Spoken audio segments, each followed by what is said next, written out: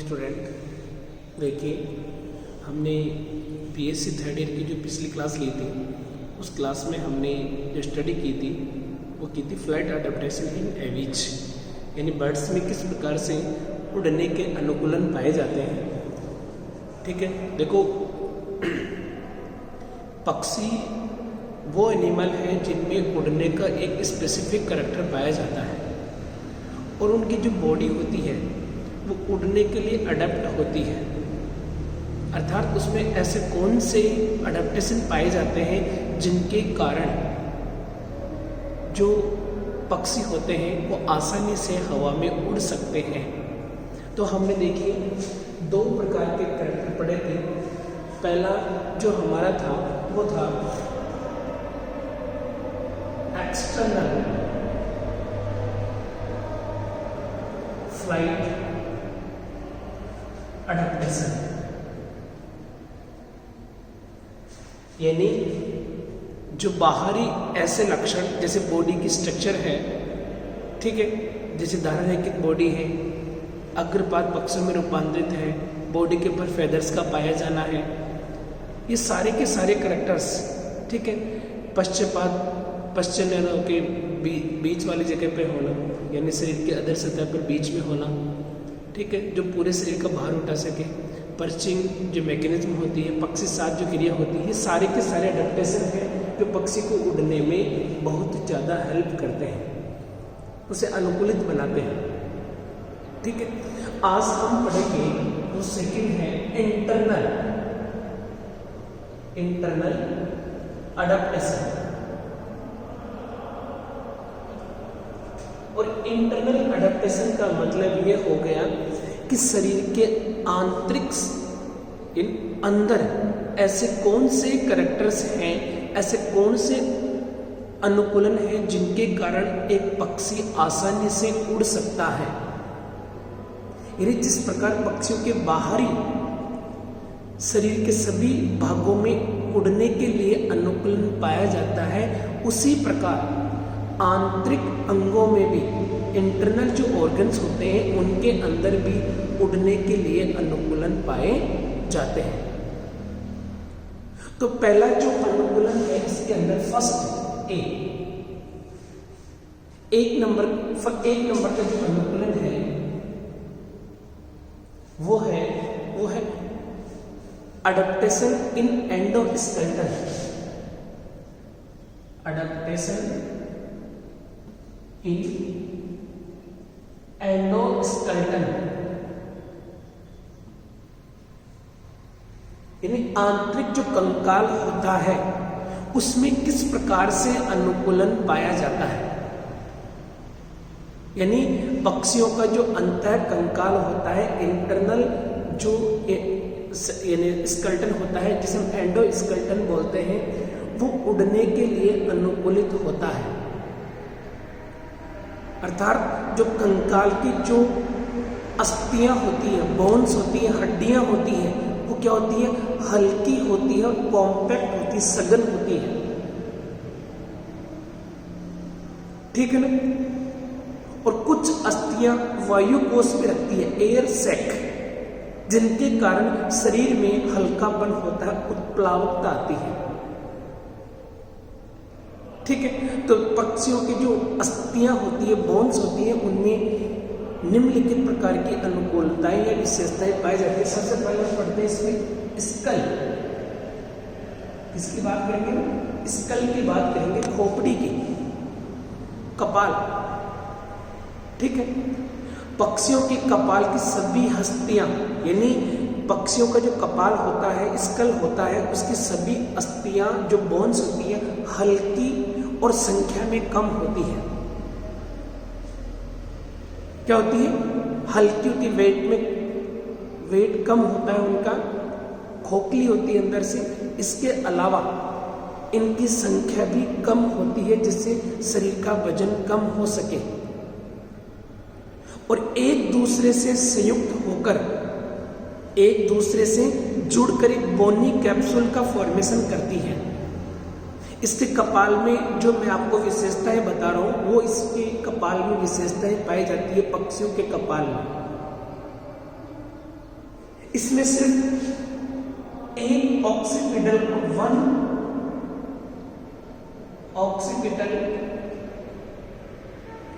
Condyle पाया जाता है। एक ऑक्सीपिटल कॉन्डाइल पाया जाता है। क्या बचता है? एक ऑक्सीपिटल कॉन्डाइल पाया जाता है। एक ऑक्सीपिटल कॉन्डाइल सिर्फ, जबकि हमारे में कितने पाए जाते हैं? 2 पाए जाते हैं। वेट कम हो गया ना स्कल का। भारी जबड़ों और दांतों के स्थान पर क्या पाई जाती है? इसमें चोंच पाई जाती है, हल्की और श्रृंगीय। दूसरा क्या कहते हैं इसका? भारी जबड़ों एवं दांतों के स्थान पर चोंच का पाया जाना। और चोंच पे कैसे होती है? श्रृंगीय होती है। कैसी होती है? श्रृंगीय। पक्षियों के कपाल में नेत्र कोटर बहुत बड़े होते हैं। नेत्र क्या होते हैं? बहुत बड़े। आपको एक चीज बता दूं मैं, इसकी जो आइज होती है बहुत ही, एक क्या होती है? आइज इनकी बहुत ही शार्प होती है। क्या होती है? शार्प। पक्षी दूर से भी किसी भी चीज को, यानी ऊपर उड़ते उड़ते भी 20 मीटर 30 मीटर की गहराई में पड़े हुए कीड़े मकोड़ों को देख सकते हैं। हम इतनी दूर से हम नहीं देख सकते। मनुष्य से भी ज्यादा तीव्र होती है इनकी आंखें। ठीक है। इसमें जो कंकाल, इसका स्कल होता है, इसमें जाइगोटिक चाप क्या होता है? हासिक होकर पतली और हल्की छड़ के रूप में पाया जाता है। जाइगोटिक चाप। तीसरा क्या होता है?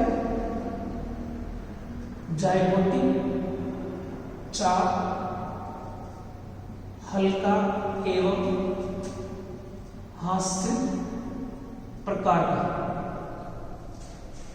जाइगोटिक चाप क्या होता है? जाइगोटिक चाप हासित होकर हल्का हो जाता है। क्या हो जाता है? हल्का हो जाता है। हल्के, यानी जाइगोटिक चाप ऐसे लिख सकते हो, जाइगोटिक चाप हासित प्रकार का जो छड़ के समान, किसके समान होता है? छड़ के समान पाया जाता है। ये तो किसकी बात होगी? एंडोस्केलेटल में स्कल की। दूसरी हम बात करते हैं, वो करते हैं वर्टिब्रल कॉलम्स की।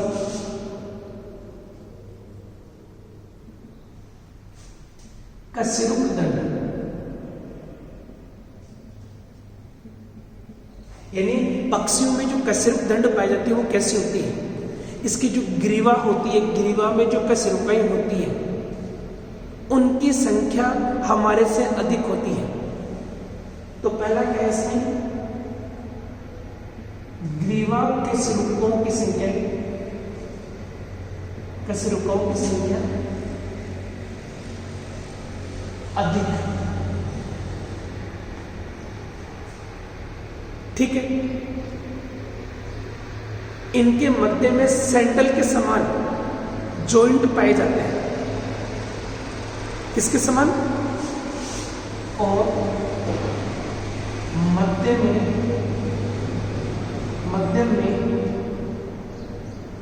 Sandal like joint.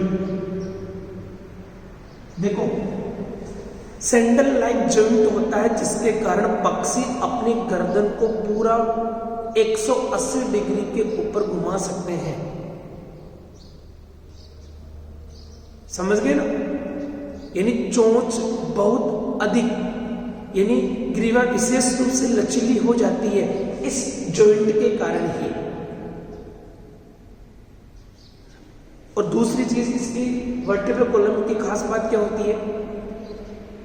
अंतिम वक्ष कशेरुका को छोड़कर सभी वक्ष कशेरुके आपस में फ्यूजन होकर, आपस में मिलकर एक अक्ष बनाती है। क्या बनाती है? एक्सिस बनाती है।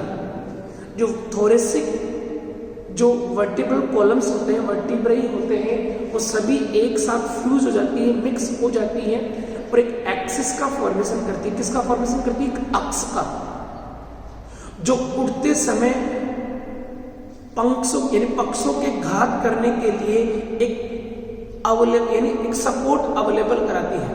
पक्षी घात लगाते हैं, ऐसे हवा को चीरते हैं, उस समय पक्षियों को मजबूती से करने के लिए, मजबूती से घात लगाने के लिए वो एक सपोर्ट अवेलेबल करवाने का कार्य करती है। कौन सी कशेरुकाएं? थोरेसिक कशेरुकाएं, वक्ष कशेरुकाएं सभी एक साथ मिलकर फ्यूजन कर लेती है। ठीक है। पुच्छ कशेरुकाएं आपस में मिलकर पायोगोस्टाइल नामक रचना बनाती है। क्या बनाती है? पायोगोस्टाइल नामक रचना। पुच्छ कशेरुकाएं आपस में मिलकर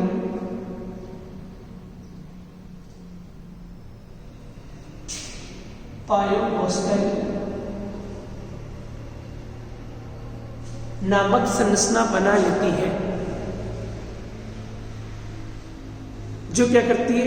जो पुच्छ में जो पंख होते हैं, पुच्छ पंखों को जुड़ने के लिए एक आधार प्रदान करता है पायोगोस्टाइल।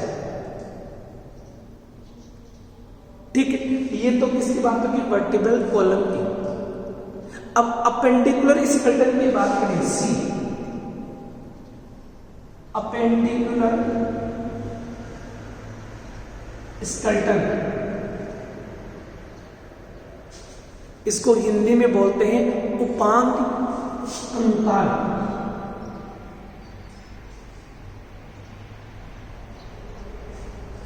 जैसे अपने हाथों में और पैरों में जो कंकाल होता है उसकी बात करते हैं, इसमें कैसा होता है? अंश मेखला पेक्टोरल गर्डल बहुत ज्यादा स्ट्रोंग होती है। पेक्टोरल गर्डल समझ गए ना? पेक्टोरल गर्डल इसमें क्या होती है? बहुत स्ट्रोंग होती है। इसको दोनों अस्थियां मजबूत मोटी होती है और दोनों अस्थियां 90 डिग्री से कम कोण पर एक दूसरे से जुड़ी होती है। किस पर? 90 डिग्री से कम न्यून कोण पर वो एक दूसरे से जुड़ी होती है। ठीक है।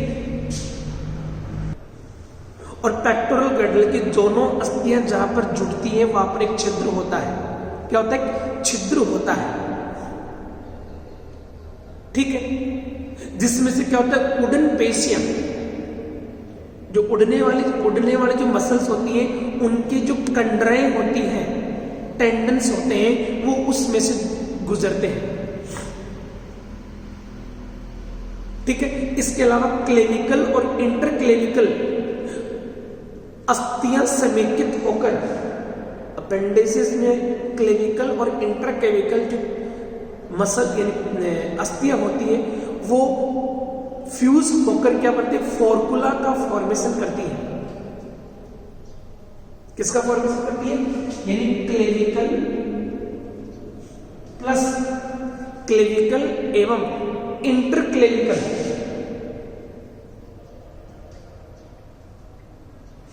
ये दोनों अस्थियां मिलकर किसका फॉर्मेशन करती है? फोर्कुला। किसका फॉर्मेशन करती है? फोर्कुला का फॉर्मेशन करती है। और देखो ये बहुत इंपॉर्टेंट फोर्कुला बोन, ये सिर्फ और सिर्फ पक्षियों के अंदर ही पाई जाती है फोर्कुला। अदर एनिमल्स, कोई सा भी क्लास हो, कोई सी भी ग्रुप हो, उसके अंदर किसी में भी फोर्कुला नहीं पाई जाती। ये सिर्फ और सिर्फ किसका कैरेक्टर है? पक्षियों का, बर्ड्स का कैरेक्टर है। और इसकी जो तीनों टार्सस होती है एक दूसरे से, यानी तीनों टार्सस और दूसरे 5वें नंबर की मेजो टार्सस मिलकर आपस में समेकित होकर टार्सो मेटाटार्सल्स का फॉर्मेशन करती है। ये अपेंडिकुलर की बात है।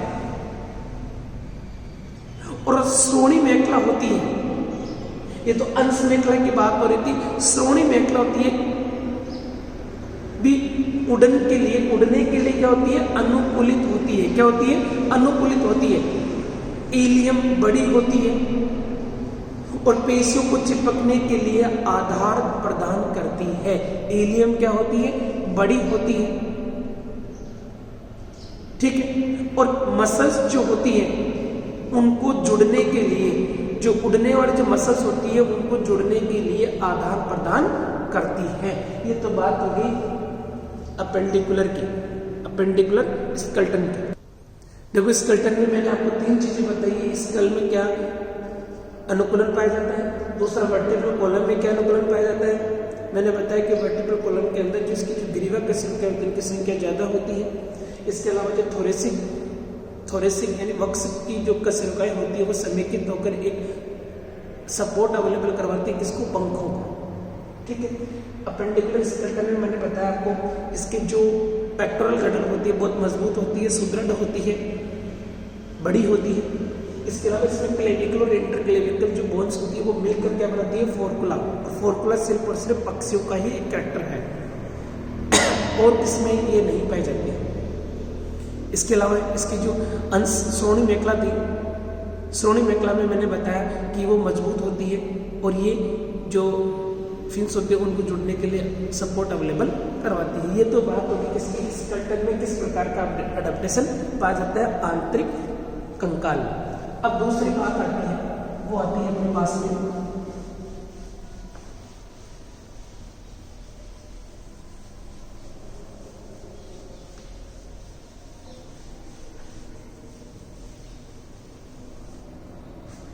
वो आती है उड़न पेशियां, फ्लाइट मसल्स। सेकेंड,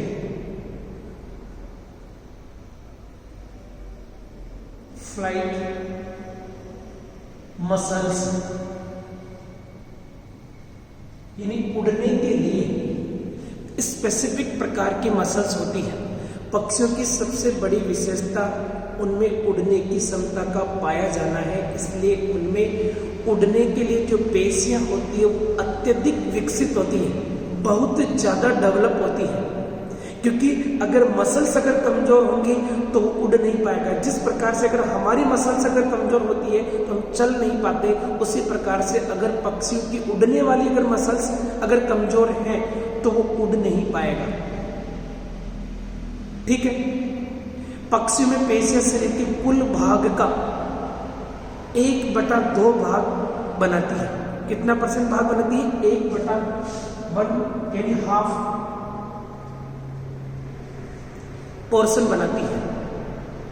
पक्षियों के अग्रपाद की गति को नियंत्रित करने के लिए पेशियां उड़ने वाली पेशियां कहलाती है। ये उड़ने के लिए अपने जैसे अग्रपाद होते हैं वो गति को नियंत्रित करते हैं, यानी इनके अंदर जो पेशियां होती है वो उड़ने के लिए होती है। इसमें 2 प्रकार की मसल्स होती है। एक तो देखो अलग अलग अगर स्पेशल देखा जाए तो इसमें 9 प्रकार की मसल्स होती है जो उड़ने के लिए रूपांतरित है, ठीक है। पहला है पेक्टोरेलिस मेजर, पेक्टोरेलिस फर्स्ट, रेलिस मेजर। सेकंड है वो है pectoralis minor, pectoralis minor.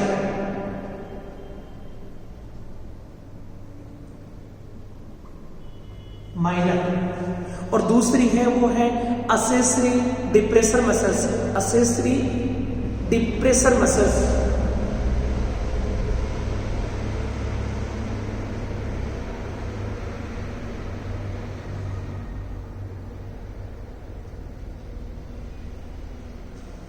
Accessory depressor muscles. फिर है scapula, humeral and coraco. Scapula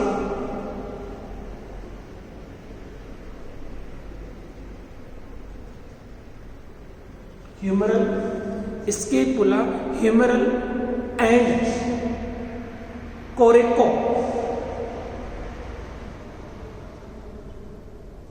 and coraco humoral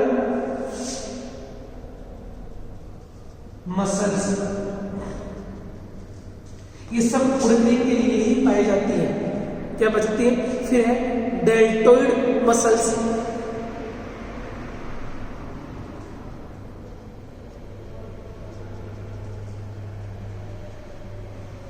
deltoid muscles, फिर एक है ब्रेकियो मसल्स,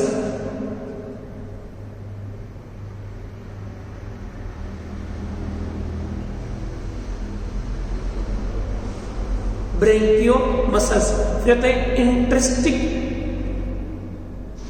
कौन सी होती है? इंट्रिंसिक मसल्स,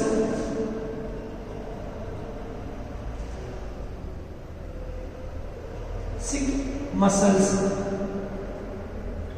इंट्रिंसिक मसल्स, फिर आती है वो आती है एक्सटेंसर मसल्स,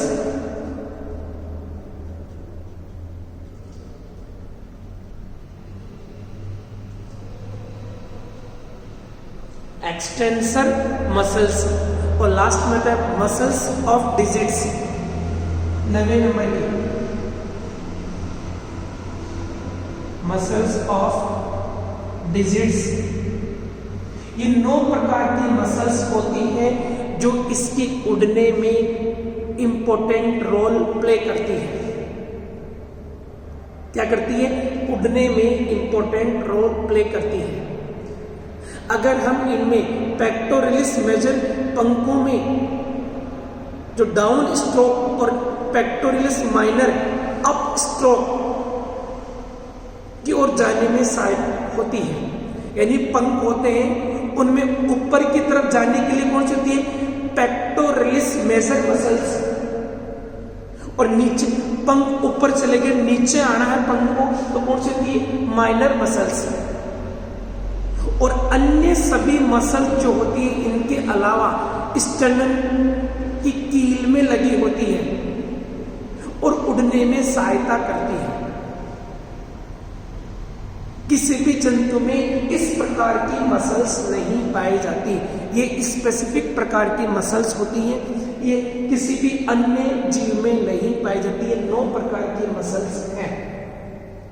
पंखों को ऊपर जाने के लिए कौन करती है? पेक्टोरल मेजर, नीचे आने के लिए minor, upward and downward, up stroke and down stroke. ठीक है, ये हो गई मसल्स। डाइजेस्टिव सिस्टम की बात करें, पक्षियों में उड़ने के लिए अधिक ऊर्जा की आवश्यकता होती है। किसकी आवश्यकता होती है? अधिक ऊर्जा की आवश्यकता होती है। इनमें उपापचय क्रिया भी तेजी से होती है और इन्हें अधिक भोजन की आवश्यकता होती है। आहार नाल अधिक भोजन को ग्रहण करने और पाचन करने के लिए अनुकूलित होती है, क्योंकि एनर्जी की आवश्यकता अधिक होती है, तो एनर्जी कहाँ से मिलेगी? भोजन से मिलेगी, अतः भोजन भी अधिक मात्रा में ग्रहण करते हैं। इनमें पाचन की क्रिया अत्यधिक तेजी से होती है। अधिकतर पक्षी सीमित और विशेष प्रकार का भोजन करते हैं, उसी के अनुसार इनकी चोंच भी रूपांतरित होती है। ठीक है, इसमें गिजार्ड भी पाया जाता है, मला से हासित होता है, डिजनरेट होता है। ठीक है, अतः शरीर के अंदर जो भी फैसेस होता है, अवशेष पदार्थ होता है, वो इकट्ठा नहीं होता, डायरेक्ट शरीर से त्याग दिया जाता है। क्यों? क्योंकि शरीर में अगर अवशेष पदार्थों को अगर भर के रखेंगे तो इनके शरीर का वजन बढ़ेगा और उड़ने में इनको परेशानी आती है। ठीक है, अब नेक्स्ट जो है देखिए, फर्स्ट हमने स्केलेटन पढ़ा, फ्लाइट एडेप्टेशन पढ़ा, अभी मैंने आपको डाइजेशन बताया, पाचन तंत्र बताया। अब पढ़ते हैं प्रश्न, श्वसन तंत्र में क्या होता है इनको। देखो, बहुत अधिक उपापचय क्रिया होती है, उपापचय क्रिया होगी तो बहुत अधिक ऑक्सीजन की आवश्यकता होती है, और ऑक्सीजन की अधिक आवश्यकता है तो इनका श्वसन तंत्र बहुत अधिक विकसित होता है। इसमें लंग्स बड़े होते हैं और लंग्स में हवा के अलावा इनके अंदर एयर सैक भी पाए जाते हैं, और वायु कोष अस्थियों के अंदर तक फैले होते हैं। अस्थियों के अंदर भी एयर सैक पाए जाते हैं, और एयर सैक के पाए जाने के कारण ही ये हवा में आसानी से हवा के अंदर प्रवेश करते समय और हवा के बाहर जाते समय ऑक्सीजन ग्रहण की जाती है, रक्त द्वारा ऑक्सीजन ग्रहण की जाती है। फिर बात आती है सर्कुलेटरी सिस्टम। इनका हृदय बड़ा होता है, पूर्ण रूप से 4 कक्षों में बटा होता है।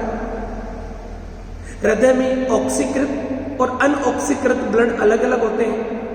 लाल रक्त कणिकाओं में हीमोग्लोबिन की मात्रा अधिक होती है। इनमें ऑक्सीजन वहन की क्षमता भी अधिक होती है। ये इसका सर्कुलेटरी सिस्टम होता है एडाप्टेशन में। उत्सर्जी तंत्र की बात करें, ये यूरिकोटेलिक जंतु है। क्या है? यूरिकोटेलिक। इसमें वृक्क में लूप ऑफ हेनले पाया जाता है, जो जल के पुनः अवशोषण और संरक्षण में सहायता करता है। ठीक है। तंत्रिका तंत्र की बात करें, पक्षियों में मस्तिष्क बड़ा और अत्यधिक विकसित होता है, बहुत अधिक विकसित होता है। अर्थात इनका जो तंत्रिका तंत्र होता है उसमें ब्रेन बहुत अत्यधिक विकसित होता है। ठीक है। इसमें सेरिबेलम और सेरिब्रियम अत्यधिक विकसित होते हैं। सेंस ऑर्गन की बात करते हैं तो उड़ते समय इनका दृष्टि ज्ञान बहुत अधिक तेज रहता है। हमारे से भी बहुत अधिक तेज आंखें होती हैं, इनके बहुत शार्प आईज होती हैं। उड़ते समय पक्षी को अपने दृष्टि ज्ञान पर ही निर्भर रहना पड़ता है। अतः इनमें नेत्र और ऑप्टिक लॉब्स बड़े और अत्यधिक विकसित होते हैं।